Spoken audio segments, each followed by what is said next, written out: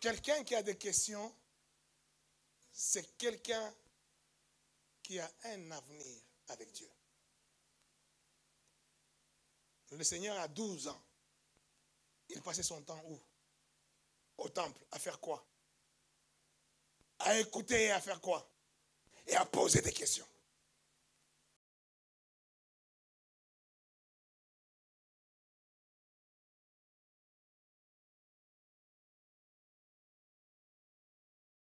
L'homme qui était aux côtés du Seigneur, le larbin, hein, le larron plutôt, le larron qui était à côté du Seigneur et qui a reconnu le Seigneur, dit, moi je sais pourquoi je suis ici à la croix. Moi j'ai tué, moi j'ai fait plein de choses.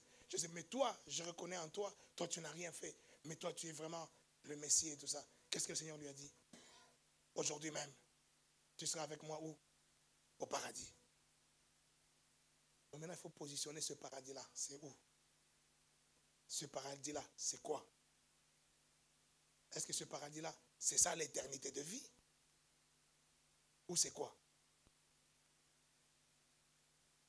Alors, la Bible nous dit, on n'a peut-être pas le temps de fouiller pour sortir tous les versets. Je vais juste expliquer. Donc, quand on parle du paradis, il faut bien comprendre de quoi on parle.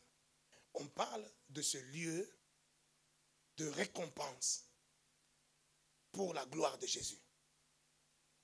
Dieu veut glorifier son Fils, pas te glorifier toi à cause de ce que toi tu as fait, mais il veut glorifier son Fils à cause de ce que toi tu crois en son Fils. Parce que tu crois en son Fils, tu rentres au paradis.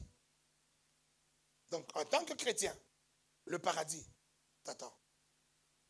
Mais ce n'est pas l'éternité de vie. Ce n'est pas encore le jugement. Le jugement viendra après. Après, d'abord, aujourd'hui, quand quelqu'un meurt, il va quelque part. Soit au paradis, soit dans un lieu de tourment qui n'est pas encore l'enfer. Parce que l'enfer n'est pas encore ouvert. La Bible dit que l'enfer sera ouvert après. Donc juste avant l'enfer sera ouvert quand on va lier Satan. Quand il sera lié. Mais ce n'est pas toi qui vas les lier. Ce n'est pas moi qui va les lier. C'est le Seigneur qui va les lier. Aujourd'hui, tous les gens vont dire, je lis Satan, je te lis Satan, je te lis Satan. Ce n'est pas nous, lui-même qui va les lier. Quand lui, il va les lier là. Il y a des églises tout entières, on est là, oh non, dans notre église, il ne lit pas Satan. Nous, moi, je vais dans une église où on lit Satan parce que moi, j'ai trop de problèmes. Mais va lier.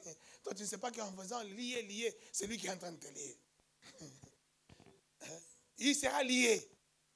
Il sera lié par le Seigneur. Et il sera jeté en enfer. Et c'est là que l'enfer sera inauguré, d'abord par lui, et puis maintenant par tous les restes, tous les autres, et par tous ceux qui seront jugés et qui seront trouvés dignes de l'enfer. Dignes de l'enfer. Bien que tu étais au paradis. Parce que le jugement ne concerne pas ceux qui n'ont pas été au paradis. Le jugement, ça sera pour ceux qui sont au paradis. Donc le jugement, ça sera pour ceux qui ont reçu la vie et qui font partie du livre de vie. Et c'est pour eux, c'est eux qui figurent dans le livre des souvenirs qui sera ouvert.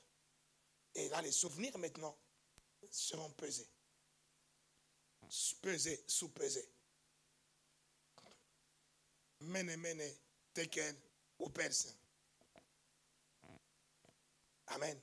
Ça, c'est là, c'est ceux qui figurent dans le livre de vie. C'est là maintenant, toi, le paradis dont tu parles, c'est le paradis où il y a le pauvre Lazare, le paradis où il y a le larron. C'est le paradis, c'est quel paradis? Ce paradis-là, c'est un paradis pour la gloire de Jésus, où Dieu veut glorifier son Fils. Il veut glorifier celui qui a tout accompli à la croix. Celui qui a souffert à la croix. Celui qui a porté nos péchés. Celui qui nous a libérés de tous nos fardeaux. Il veut le glorifier. Pas te glorifier toi. Pas glorifier ce que toi tu as fait. Mais glorifier Jésus. Et comme tu as cru en Jésus, c'était ouvert. Mais pour combien de temps? Mais au moins, on sait qu'il y aura une période de 1000 ans. Une période de 1000 ans qui sera la période qui va juste arriver avant le jugement. Donc, au moins, on peut dire, tu as l'assurance de vivre 1000 ans.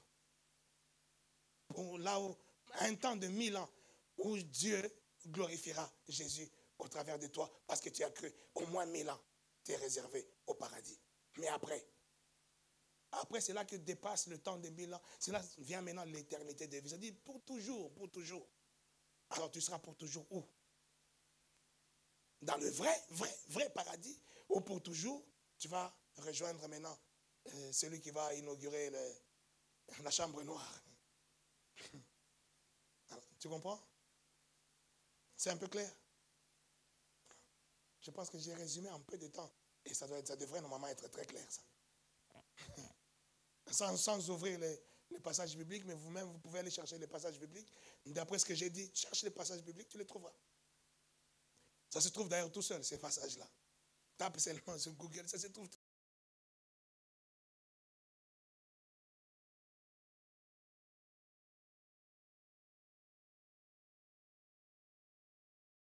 Alors, une brebis qui est perdue, la Bible nous dit, le Seigneur nous donne cet exemple de brebis. Il dit, un bon berger, c'est celui, quand il a perdu une brebis, il va laisser, il en avait 10, il laisse par exemple les 9, il va chercher la seule brebis qui s'est égarée pour la ramener à la bergerie. Amen. Ça, c'est le Seigneur. Mais maintenant, c'est le Seigneur qui nous a envoyés. Nous avons des limites. Nous avons des limites. Une brebis qui vient là, qui entend la parole, mais ça ne lui suffit pas. Qui dit non, moi je vais aller là où on parle des démons. Ici, on parle trop de Jésus. Ici, on parle trop de Jésus, ça ne me convient pas. Moi, j'ai trop de démons. J'ai trop de démons. Toi-même, tu confesses que j'ai trop de démons. Alors, dans ma famille, il y a trop de démons. Moi, je vais aller là-bas où on parle trop de démons. Comme ça, on va m'expliquer comment on chasse les démons. Mais toi-même, tu seras démon. Maintenant, quand toi, tu décides ça, moi, berger, envoyé par le Seigneur, il y a des limites. Je ne peux pas te suivre partout. Amen. Même si dans mon cœur, je meurs, dans mon cœur, j'ai besoin de te récupérer. Mais toi, tu peux me mettre des barrières. Mais lui-même, le bon berger, moi, je ne suis pas le bon berger. Le bon berger, c'est Jésus. Lui, il te suivra partout. Partout, il te suivra. Pour te ramener à la maison. Mais même quand il te suit partout, ce n'est pas sûr qu'il te ramène. Parce que tu as le dernier mot. Parce que tu as le dernier choix. Mais lui, il te suivra partout. C'est là que tu verras, tu vas quelque part. Et puis quelqu'un te prophétise encore. Oh, tu sais, là-bas, c'est ta maison et tout ça. Lui, c'est ton père. Ah, tu fais semblant quand même. Tu continues encore ta route. Tu vas quelque part, un fou vient et te dit, toi là, est-ce que tu es en bon terme avec ton père? Il te dit, quel père? Et là, tu commences à te rappeler ton père biologique sorcier. Ah, il est en train de me bloquer. Non, on ne te parle même pas de lui. On ne te parle même pas de lui. Mais toi, tu vas le pointer du doigt. Mais tout ça, c'est le bon berger qui est en train de te poursuivre, qui est en train de te chasser partout pour que tu comprennes et que tu reviennes à la raison. Mais moi, j'ai été limité. Amen. C'est clair? Voilà. Donc, le Seigneur te suivra partout. Moi, je serai limité. Mais le Seigneur veut que tu sois sauvé.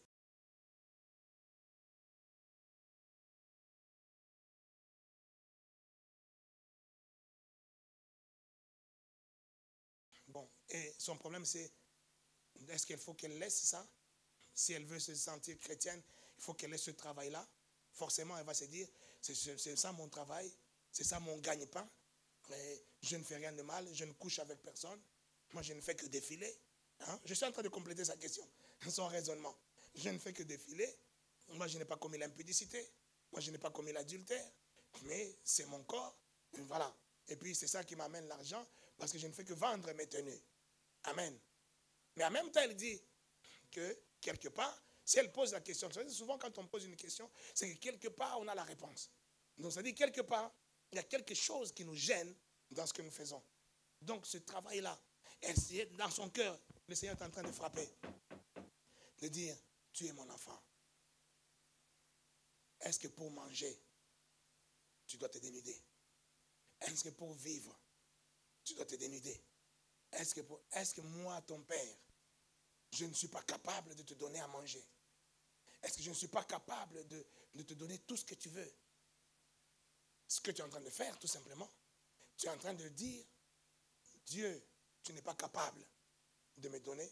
Moi, je donne mon corps. Parce que je reconnais que c'est le temple du Saint-Esprit.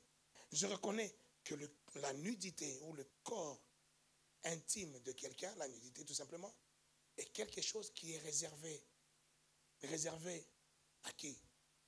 Réservé à celui ou à celle qui est mon souverain sacrificateur. C'est réservé à la chambre haute, comme tu dis. Donc, quelque part, elle a la réponse. Elle a la réponse en elle. Et tout ça, c'est une question de foi. Et si elle me dit ça, bon, quelqu'un d'autre peut me dire aussi que non, moi, je suis un escroc, par exemple. Moi, je ne vole personne. Moi, je ne fais que détourner l'argent de ceux qui détournent. De l'argent des banquiers ou des gros voleurs, les nationaux qui volent des millions. Et moi, c'est eux que je vais détourner dans leur compte pour donner aux pauvres.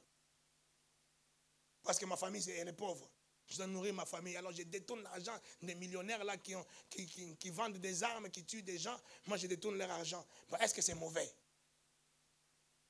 Parce que ce sont des voleurs. Ce sont des bandits. Moi, je détourne leur argent. Et quand je détourne là, je fais nourrir ma famille, je nourris la famille élargie et tout ça. Est-ce que c'est mauvais? Alors, c'est pareil. Tu te dis, Dieu n'est pas capable de me bénir pour que je bénisse. Et pour que moi, je puisse bénir, il faut que j'aille faire ce que moi, je pense que je dois faire, même si cela est contraire à la parole de Dieu. C'est un problème de foi. Amen.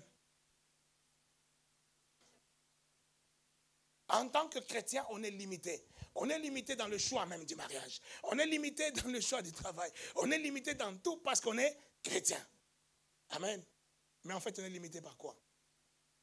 Je disais la dernière fois qu'il y avait une émission. J'avais suivi dans une émission quelqu'un, un intellectuel, un scientifique, qui, après vous avoir fait des statistiques, vous savez, s'il y a une chose qui ne ment pas, c'est les statistiques.